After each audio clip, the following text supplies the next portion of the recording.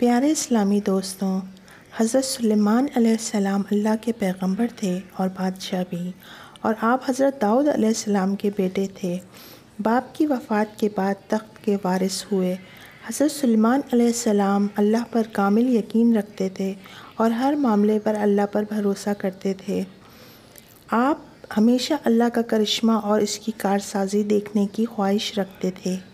ایک مرتبہ کا ذکر ہے کہ حضرت داؤد علیہ السلام کے دور حکومت میں ایک بڑھیا کے ہاں 2 مسافر آئے اور کہنے لگے ہمیں بھوک لگی ہے، اگر تمہارے پاس کھانا ہے تو دے دو تاکہ ہم کھانا کھا کر اپنی بھوک مٹائیں، کھانے کا معاوضہ بھی ادا کریں گے۔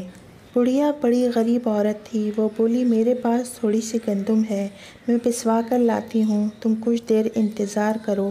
کچھ دیر بعد بڑھیا جب آٹا لا رہی تھی تو راستے میں زوردار ہوا چلنی شروع ہوئی، آٹا ہوا لے اڑی، بڑھیا کے ہاتھ خالی ہو گئے۔ بڑھیا نے رونا شروع کر دیا۔ اتفاق کی بات ہے راستے میں حضرت سلیمان علیہ السلام مل گئے۔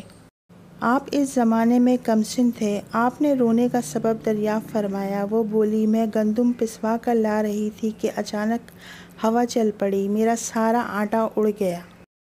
آپ نے فرمایا اس میں رونے کی کیا بات ہے، میرا باپ بادشاہ ہے، جا اس سے فریاد کر۔ بڑھیا حضرت داؤد علیہ السلام کے پاس فریاد لے کر گئی۔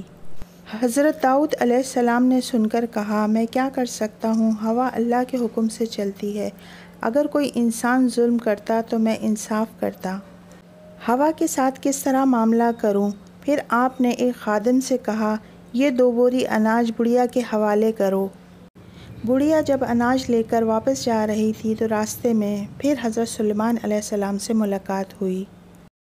آپ نے بڑھیا سے دریافت کیا، اس نے بتایا بادشاہ نے 2 بوری اناج دیا ہے، وہ میں لے جا رہی ہوں۔ حضرت سلیمان علیہ السلام نے اس سے کہا کہ بادشاہ کے پاس دوبارہ واپس جا اور گزارش کر کہ مجھے وہی آٹا چاہیے جو ہوا اڑا کر لے گئی ہے۔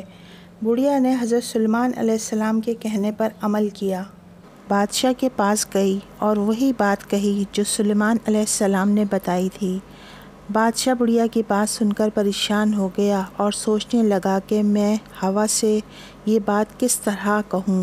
پھر بادشاہ نے بڑھیا سے دریافت فرمایا تو نے کس کے کہنے پر یہ بات کہی ہے؟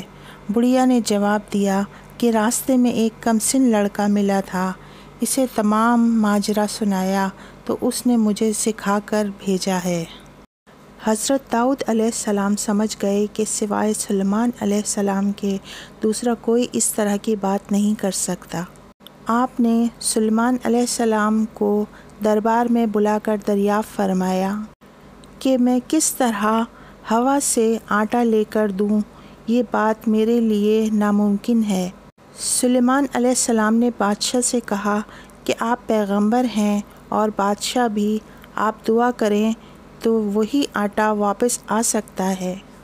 آپ نے دعا کی، اللہ نے آپ کی دعا سن لی، اللہ نے ہوا کو انسانی شکل میں آپ کے پاس بھیجا۔ حضرت داؤد علیہ السلام نے ہوا سے دریافت کیا کہ اس بڑھیا کا آٹا کیوں اڑا کر لے گئی۔ ہوا نے جواب دیا کہ اللہ کا یہی حکم تھا۔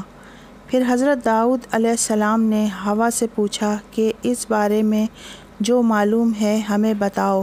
ہوا نے پورا واقعہ سناتے ہوئے کہا سمندر میں ایک کشتی آ رہی ہے، اس میں کچھ تاجر بیٹھے ہوئے ہیں، کشتی میں ایک سوراخ ہو گیا جس سے کشتی کے ڈوب جانے کا اندیشہ پیدا ہو گیا۔ کشتی میں بیٹھے ہوئے تاجروں نے خدا سے منت مانی کہ اے خدا، اگر کشتی ڈوبنے سے بچ گئی تو ہم اس کا آدھا حصہ حضرت داؤد علیہ السلام بادشاہ کے دربار میں پیش کریں گے تاکہ وہ غریبوں میں تقسیم کریں۔ ان کی یہ دعا قبول ہوئی۔ ہوا نے بتایا مجھے حکم ہوا ہے کہ اس بڑھیا کا آٹا اڑا کر کشتی کا سوراخ بند کر دوں، میں نے ایسا ہی کیا۔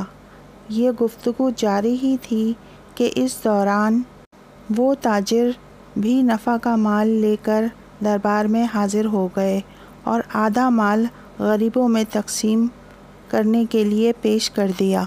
حضرت داؤد علیہ السلام نے مال کے 2 حصے کیے، ایک حصہ بڑھیا کو دیا اور حضرت سلیمان علیہ السلام کو شاباشی دی، کیونکہ ان کی کوششوں سے خدا کی مصلحت کا راز معلوم ہوا۔